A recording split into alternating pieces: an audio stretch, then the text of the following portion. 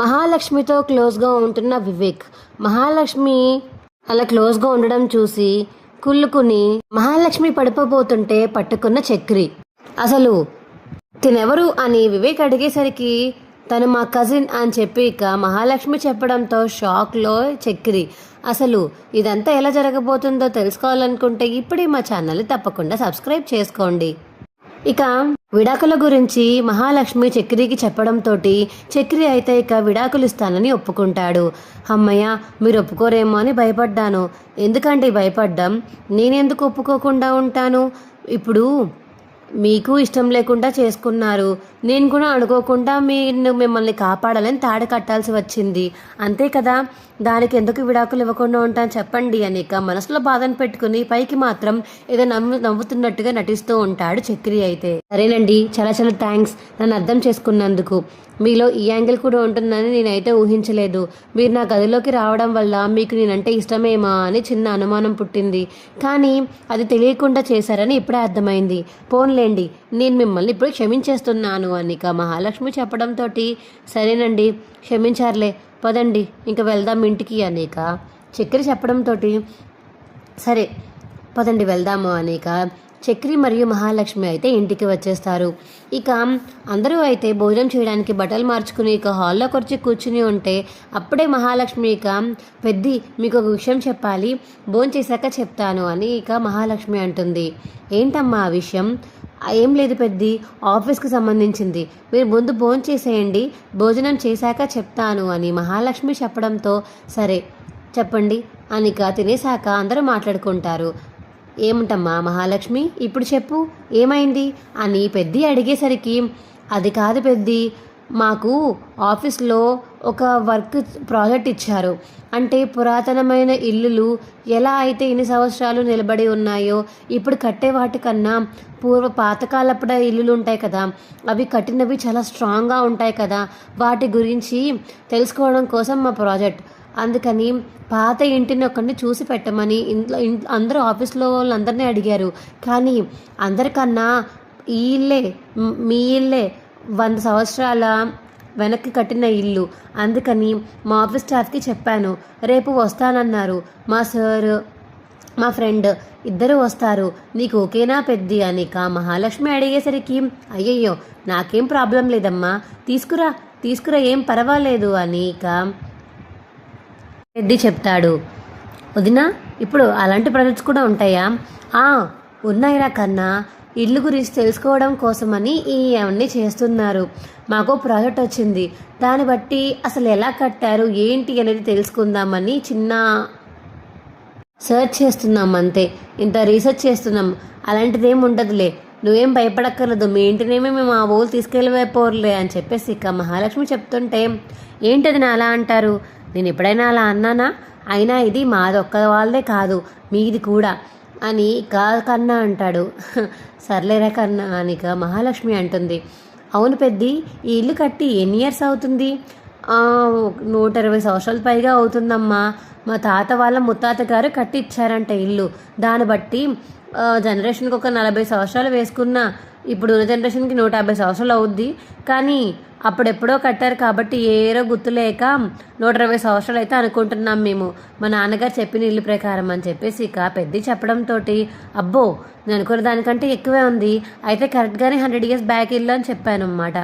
పర్లేదులే, అయితే మా వాళ్ళని రేపు తీసుకొస్తాను పెద్ద, కొంచెం హౌస్ నీట్గా ఉంచు చూడు కొంచెం అని ఇక మహాలక్ష్మి పెద్దిని అడిగేసరికి సరే అమ్మా, రేపు మీరు వచ్చే టైంకి ఇల్లంతా శుభ్రం చేసి పెడతాను సరేనా అని ఇక పెద్ది చెప్తాడు. సరే థ్యాంక్స్ పెద్ది అని మహాలక్ష్మి లోపలికి వెళ్ళి పడుకుంటుంది. ఇక అందరూ పడుకుంటారు. మార్నింగ్ మహాలక్ష్మి అయితే ఇక ఇంట్లో చెప్పేసి పెద్దికి చెప్పేసి ఆఫీస్కి అయితే వెళ్ళిపోతుంది. ఇంకో పక్క పెద్ది అయితే మహాలక్ష్మి చెప్పిన మాట ప్రకారం ఇల్లంతా శుభ్రం చేసి దులిపి తడబట్ట వేస్తూ ఉంటాడు. ఏంటన్నయ్య ఎప్పుడు లేనిది ఇల్లు తడబట్ట వేసేస్తున్నావు, ఏమైంది వాళ్ళు నీకు అనిక కన్న వాళ్ళు అడిగేసరికి అదేంట్రా, నిన్న మహాలక్ష్మి రాత్రి చెప్పింది కదా వాళ్ళ ఆఫీస్లో వాళ్ళు వస్తున్నారని, ఆ మాత్రం శుభ్రంగా లేకపోతే ఎలాగో మన ఇల్లు అంతంత మాత్రానే ఉంటుంది. ఆ మాత్రం ఇంటినైనా కనీసం మనం తడబట్ట వేసుకొని తుడుచుకొని దులుపుకుంటే నీట్గా కనబడుతుంది కదా వచ్చిన జనాలకి. మన దగ్గర డబ్బు లేకపోయినా పర్వాలేదు, శుభ్రత ముఖ్యం రా అనిక పెద్ద చెప్పడంతో అవునులే నిజమే అన్నయ్య అని ఇక ఇంట్లో వాళ్ళందరూ అంటారు. అప్పుడే ఇక మహాలక్ష్మి వాళ్ళ బాస్ అందరూ వస్తారు. ఏయ్ పదండి వాళ్ళు వచ్చారు వెళ్ళి పలకరిద్దాము అని ఇక చక్రి పెద్ది కన్నా కేశవ అందరూ బయటికి వస్తారు. ఇక మహాలక్ష్మి వాళ్ళ బాస్ వాళ్ళ ఫ్రెండ్ ముగ్గురు వస్తుంటే ఇదేంటిది బాస్ అని చెప్పేసి అన్నాడు, ఇంత బిల్డప్ ఇచ్చి ఇంచక్కడగా ఉన్నాడు, బాబోయ్ మహాలక్ష్మి గారు కానీ వాడికి పడిపోరు కదా అని ఇక మనసులో అయితే అనుకుంటాడు చక్రి. అమ్మ రండమ్మ లోపలికి రండి అని ఇక పెద్ది అంటుంటే పెద్ది ఆగు ముందు పరిచయం చేయనివ్వు, ఈయన నా బాస్ వివేక్ అండ్ తిను నా కొలీగ్ అని చెప్పేసి ఇక మహాలక్ష్మి చెప్పేసరికి నమస్తే ఈయన మా పెద్ది వాళ్ళ పెద్ద తమ్ముడు చిన్న తమ్ముడు ముగ్గురు తమ్ముళ్ళు అనే ముగ్గురు పేర్లు చెప్తుంది ఇక మహాలక్ష్మి అయితే వివేక్కి. ఓ వావ్ మీరు చాలా పెద్ద ఫ్యామిలీలో ఉన్నారే, చాలా బాగుంది మీ ఫ్యామిలీ అని చెప్పేసి ఇక వివేక్ అనేసి లోపలికి వస్తాడు. లోపలికి వచ్చి ఇక మాట్లాడుకుంటూ ఉంటారు హౌస్ గురించి. అవును కొంచెం అబ్బాయిని ఎక్కడో చూశాను, అవును మొన్న ఆఫీస్ జాయిన్ అయిన తర్వాత రోజు ఎప్పుడో అక్కడికి వచ్చి చాలా ఫైర్ అయ్యాడు కదా, అంత ఫైర్ అయిపోయాడు, అసలు నీకు ఇతను ఏమవుతాడు అని ఇక వివేక్ అడిగేసరికి ఇతను నా కజిన్ అని ఇక మహాలక్ష్మి చెప్పడంతో ఏంటి కజిన్ అయినా అంతలా రియాక్ట్ అయ్యాడంటే చాలా గ్రేట్లే, ఏదో లవర్కి రియాక్ట్ అయినట్టు రియాక్ట్ అయ్యాడు, పోన్లే కజినే కదా అని వివేక్ చెప్పడంతో ఇక చక్రి అయితే అలా చూస్తూ ఉండిపోతాడు. కన్నా మరియు కేశవ అయితే కజిన్ అని మహాలక్ష్మి చెప్పడంతో ఆ మాట విని ఇక వెనకతల నుంచి నవ్వుకుంటూ ఉంటారు. టాపిక్ ఎలాగైనా డైవర్ట్ చేద్దామని ఇక మహాలక్ష్మి అయితే పెద్ది కొంచెం వీళ్ళకి కాఫీ టీ ఏమన్నా ఇస్తావా అని మహాలక్ష్మి చెప్పేసరికి ఆల్రెడీ పెట్టే ఉంచానమ్మా తెస్తున్నానుండు అని ఇక పెద్ది అయితే లోపలికి వెళ్ళి టీ కాఫీ మిక్చర్స్ అవన్నీ తీసుకొస్తాడు. అయ్యో ఇవేమీ వద్దండి మాకు కాఫీ చాలు, అబ్బా కాఫీ చాలా బాగా పెట్టారండి అని ఇక మహాలక్ష్మి ఫ్రెండ్ అంటుంటే అవునా అమ్మ మా మహా కూడా అదే అంటుంది, నేను బాగా కాఫీ పెడతాను అని చెప్పేసి ఇక పెద్ద అంటుంటే అవును అక్కడ హాస్టల్ దగ్గర ఆ కాఫీ తాగి చిరాకు వచ్చింది, మీ కాఫీ తాగాక ఇక్కడే ఉండిపోవాలనిపించేస్తుంది, నిజంగా చాలా చాలా బాగుంది మహాలక్ష్మి, అందుకే మీ చేతి కాఫీని ఎప్పుడు మిస్ అవ్వదని చెప్తూ ఉంటుంది నాకు ఆఫీస్లో అని ఇక మహాలక్ష్మి ఫ్రెండ్ చెప్పడంతో అవునా మహాలక్ష్మి ఫోన్లేమ్మా సరే పదండి మీకు ఇల్లు చూపిస్తాను నీకు ఇల్లంతా చూపిస్తూ ఉంటాడు పెద్ద అయితే.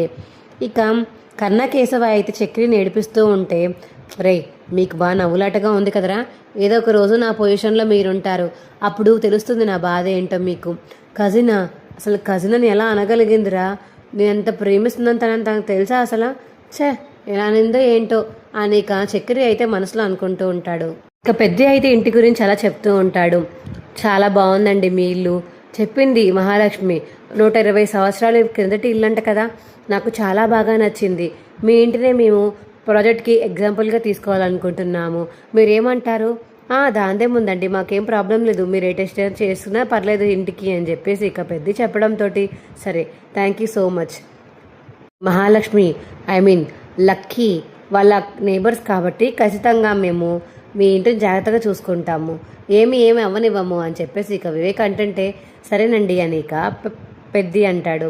అదేంట్రా లక్కీ అని పిలుస్తున్నా మహాలక్ష్మి ఏం మాట్లాడలేదేంటి, నేను మాత్రం అండి అంటాను, కనీసం ఆ అండి కన్నా సరే నన్ను ప్రేమగా చూస్తుందేమో అనుకుంటాను, కానీ వీడు లక్కీ అని బుట్టలో పాడేసుకునేలా ఉన్నాడే, అయినా మహాలక్ష్మికి లక్కీ ఏం బాగుంది, మహాలక్ష్మి అనే పేరు సూపర్ ఉంది అని ఇక చక్రి అయితే తాను మాట్లాడుకుంటూ ఉంటాడు. సరే పెద్ద అయితే మేము వెళ్తున్నాము అని ఇక మహాలక్ష్మి అయితే వెళ్ళిపోతుంది అక్కడి నుంచి, ఇక వాళ్ళ ఆఫీస్ కొలీగ్స్ తోటి అక్కడి నుంచి వెళ్ళిపోతుంది.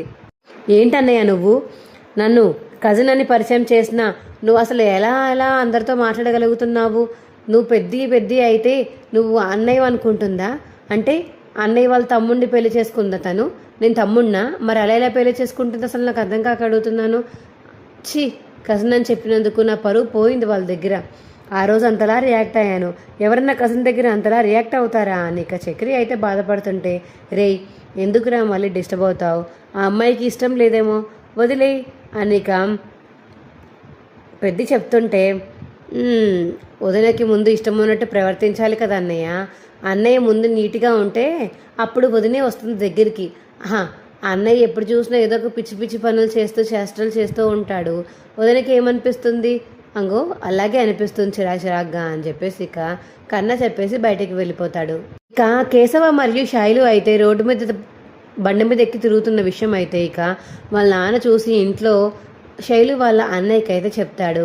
ఇక ఆ అబ్బాయి అయితే ఏంటన్నా ఏం మాట్లాడుతున్నావు, శైలు ఎవరితో తిరుగుతుంది, ఆ మెకానిక్ పని చేసేవాడితో తిరుగుతుందా, ఛీ మన పరువు ఎంత పోయినట్టు నాన్న, ఆ ఇంటికి అసలు ఈ ఊర్లో పరువే లేదు పేరే లేదు, అలాంటిది ఆ వాడి బండి ఎక్కి తిరగడం ఏంటి నాన్న అది చిచ్చి అని చెప్పేసి ఇక శైలు వాళ్ళ అన్నయ్య చాలా కోప్పడుతూ ఉంటే, రే నువ్వు కోప్పడకు చాలు, ముందు కన్ఫర్మేషన్ ఇద్దాం, ఫస్ట్ శైలుకి చెప్దాం, శైలు నా మాట వినకపోతే దాన్ని బట్టి అప్పుడు తన దగ్గర రియాక్ట్ అవుదాం, అర్థమవుతుందా, నువ్వు కొంచెం సైలెంట్గా ఉంటే మంచిది అని చెప్పేసి ఇక శైలు వాళ్ళ నాన్న వెళ్ళిపోతాడు. సైలెంట్గానా, అస్సలు ఉండను, వాడి పని చెప్తాను, అసలు ఎలా తయారవుతున్నాడు ఈ కేశవగాడు, నా చెల్లె కావాల్సి వచ్చిందా వీడికి, నా చెల్లి అంత అందంగా ఉంటే మాత్రం వీడి వెనకాతలు పడి తిరుగుతుందా ఏంటి, చెప్తాను, చట్టా పట్టాలు వేసుకుని రోడ్డు మీద తిరుగుతారా మీరు, ఆ రోడ్డు మీద చెప్తాను మీ అందరి సంగతి అని చెప్పేసి ఇక శైలు వాళ్ళ అన్నయ్య అయితే మనసులో అనుకుంటాడు. రే పదండ్రా అని చెప్పేసి ఇక వాళ్ళ ఫ్రెండ్లకి ఫోన్ చేసి వాళ్ళ ఫ్రెండ్స్తో కలిసి ఇక పెద్ది వాళ్ళ ఇంటికి అయితే వెళ్తాడు. ఇక ఇంట్లో కేశవ కన్నా ఇద్దరు లేకపోయేసరికి చక్రి మాత్రం ఇక పెద్ది మాత్రం ఉంటారు. రేయ్ పిలవరాని తమ్ముణ్ణి, నా చెల్లిని బండి మీద ఎక్కించుకుని తిప్పుతాడా, అసలు ఎంత ధైర్యం వాడికి, మా ఇంటి పరువు ఉండాలా పోవాలా, అసలు మీ ఇంటికి ఆ పిల్లని ఇవ్వడమే ఎక్కువ, అసలు ఆ పిల్ల ఇంటికి వచ్చి కొడలుగా అడుగుపెట్టడమే అసలు నాకు ఇష్టం లేదు, ఇంకా నువ్వు కానీ మీ తమ్ముడికి చెప్పలేదంటే మాత్రం నీకు మర్యాద దక్కదు, మీ తమ్ముడికి చెప్పు, మా శైలు వెనకతలు కానీ పడ్డాడంటే మాత్రం మర్యాద దక్కదు అని చెప్పేసి ఇక శైలు వాళ్ళ అన్నయ్య అంటే ఇక పెద్ది అయితే అలా చూస్తూ ఉంటాడు.